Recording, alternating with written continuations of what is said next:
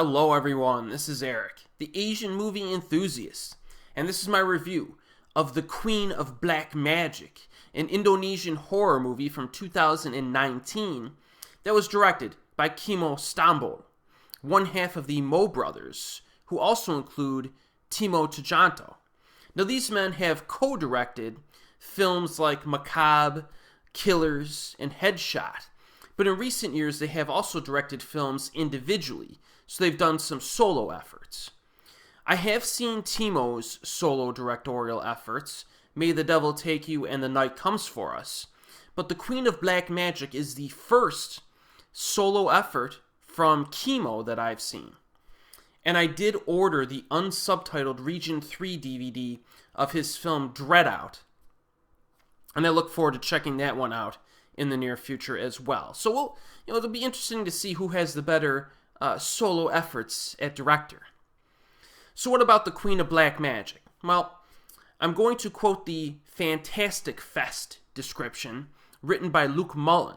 So quote, Hanif, his wife Nadya, and their 3 children are taking a trip to meet up with his childhood friends, Jefri and Anton, and their wives at an orphanage where they all grew up.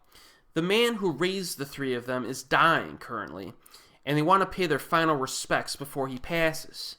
On the way, Hanif hits something with their car. Startled, he pulls over to check it out and finds a deer dying on the side of the road.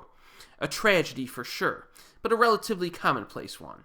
Still, it's the first sign that something is quite wrong here, signaling the beginning of a night full of evil and torment that will dredge up secrets and sins long thought buried, unquote. Now this is actually a remake of sorts. I guess it's technically a remake, but practically not, of a film from 1981 from the same name, The Queen of Black Magic. And I previously reviewed that film in my Asian horror playlist, but it's in the video that covers the 1970s, because IMDb previously listed it as the film from 1979 when I did the review, and then they recently revised it to 1981, which does happen from time to time. So if you want my review of that one, check out that video, or one of the videos from the 1970s. The plot of the original film is actually quite different than this remake.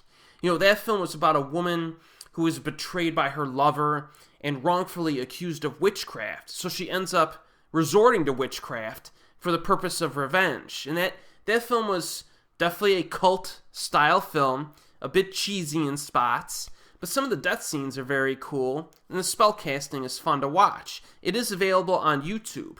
Just search The Queen of Black Magic 1981, and you should be able to find it. This remake from 2019 went in a completely different direction. Really, the only things that they have in common are that they're about spellcasting and black magic, and that they're from Indonesia. That's really the only similarities here. This film, the 2019 remake directed by Kimo, has more of a basic cliche setup for a horror film nowadays, or even in the past. You have a group of people, they visit a large house, bad stuff happens. There's a story of a locked room in the house where a woman killed herself after a little girl disappeared. But that story may or may not be accurate. In any case, there's some shady stuff that happened in this place in the past, and that comes back to haunt the characters. So we do have some setup in this film, where things are slowly established, some small talk between the characters. It's pretty good stuff, but not especially interesting or unique. I will say, however, that the story does get a bit more interesting during the second half. The scares start to ramp up near the half-hour mark, with some creepy corpse shots. And unlike the 1981 film, which was gleefully fun in its violence, this remake does have some legitimately creepy scenes. There's one in a school bus that kind of freaked me out a little bit, and there's another scene involving a video recording that freaked me out a little bit. Some good stuff here, and you'll remember some of those scenes after you finish the film, so that's good. The special effects are a mix of CGI and practical.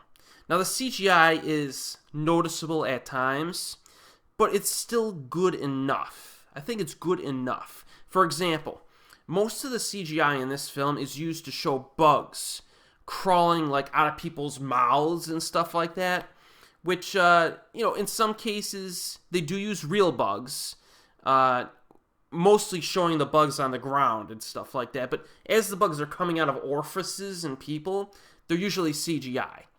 So, you can notice it, but it still kind of works. It's disgusting enough. Spellcasting movies like this, if you're familiar with them, Hong Kong and Indonesia produced multiple films of this type back in the 70s and 80s. They like their bugs for some reason, so you get plenty of them here. There's some solid violence in this film. There's one disturbing scene involving a woman who's looking at herself in the mirror, so look out for that scene. That's a highlight. There's also another scene near the end that surprised me, and was pretty cool. Looking back on it, I do wish that the body count in this film was higher, because you do get a lot of people in this house, but when all is said and done, I kind of wish that there were more death scenes, so to speak. There's plenty of violence to satisfy, but I do wish the body count was a bit higher. Like I mentioned previously, the characters, they're kind of basic in this. There is some questionable decision-making at times. Some events do feel a little bit contrived in spots. Maybe a little bit messy on the script writing front, but it's not a bad script. I like Kimo's direction. The film looks good. He establishes some suspense. The acting is good from top to bottom. In terms of entertainment value, The Queen of Black Magic is comparable to something like May the Devil Take You. It has its flaws, mostly from a script writing standpoint, but it's still a good, entertaining flick for late-night viewing. I do recommend this film. I saw this at Fantastic Fest, which was online this year. It's not available on there now, but the film opened, when I played it, it opened by saying a Shudder original in the credits. So I can only assume that it's going to land on Shudder streaming in the US in the near future. So look out for it if this type of film is kind of up your alley.